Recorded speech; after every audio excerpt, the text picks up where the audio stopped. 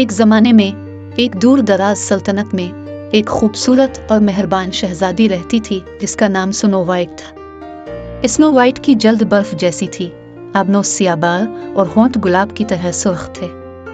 इसकी खूबसूरती पूरे मुल्क में मशहूर थी, जिसकी वजह से हसद ने उसकी शरीर सौतेली माँ मलिका को खा लिया। मलिका के पास जादुई आईना था जिससे वो पूछती, आईना, दीवार पर लगा आईना, सबसे खूबसूरत कौन है? और आईना ईमानदार होकर हमेशा जवाब देता कि स्नो वाइट बादशाही में सबसे खूबसूरत है। इसने मलिका को गुस्सा दिलाया क्योंकि वो सबसे खूबसूरत बनने की ख्वाहिश रखती थी। हसद और गुस्से की वजह से मलिका ने एक शिकारी को हुक्म दिया कि वो स्नो वाइट को जंगल में ले जाए और उसे मार डाले। शिकारी मासूम शहजादी को नुकसान पहुंचाना नहीं चाहता था। इसने स्नो वाइट को मलिका के मंसूबे से खबरदार किया और इसे गहरे जंगल में छोड़ दिया। खोई हुई और खौफजदा स्नो वाइट जंगल में गहराई में भटकती रही।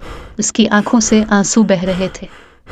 रात के करीब आते ही वो दरख्तों के दरमियान बसी हुई एक छोटी सी कॉटेज से ठोकर खा गई। ये कॉटेज 7 बौनों की थी जो करीबी हीरों की कानों में काम करते थे।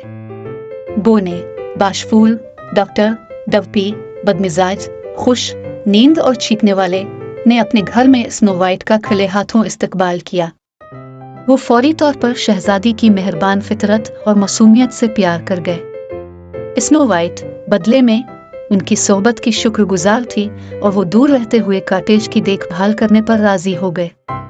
दिन हफ्तों में बदल गए। स्नो वाइट ने कॉटेज में खाना पकाया, साफ किया और उसकी देखभाल की, जबकि बोने बारूदी सुरंगों में सख्त मेहनत करते थे।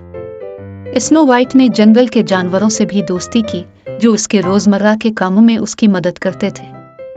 एक दिन जब बोने दूर थे, शरीर मलिका को मालूम हुआ कि शिकारी ने उसे धोखा दिया है। ये जानकर कि स्नो वाइट अभी जिंदा है, उसने मामलात को अपने हाथ में लेने का फैसला किया।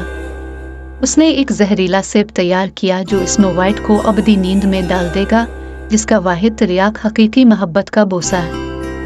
एक बूढ़ी औरत के भेस में मलिका ने जंगल में अपना रास्ता बनाया और छुपी तलाश की। इसने स्नो वाइट को खूबसूरत सुर्ख से पेश किया। मलिका के नापाक इरादों से बेखबर स्नो वाइट ने खा लिया और फौरन गहरी नींद में गिर गए। जब बोने घर वापस आए और स्नो वाइट की बेजान लाश को देखा तो वो गम से रो पड़े। जंगल के जानवर और बोने इसके गिर्द जमा हो गए, न जाने क्या करें। तब एक मुल्क के शहजादे ने शहजादी की किस्मत के बारे में सुना और बोनों के कॉटेज का दौरा करने का फैसला किया। स्नो वाइट की खूबसूरत शक्ल देखकर शहजादा उसकी खूबसूरती के सिहर में गिरफ्तार हो गया। किसी मुजज़े की उम्मीद में उसने आहिस्ता से इसको चूमा। इसके होंठों को छूते ही जादू टूट गया और स्नो वाइट बेदार हो गए। इसकी मुतहर्रिक आंखें एक बार फिर जिंदगी से भर गई।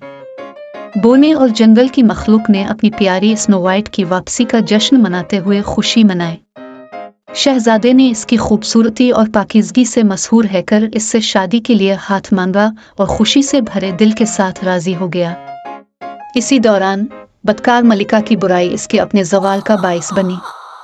जब उसने दरियाफ्त किया कि स्नो वाइट जिंदा है और उसे प्यार मिल गया है तो गुस्से ने इसे खा लिया। वो गुस्से से अंधी होकर अपने ही जाल में फंस गई और अंधेरे में निगल गई।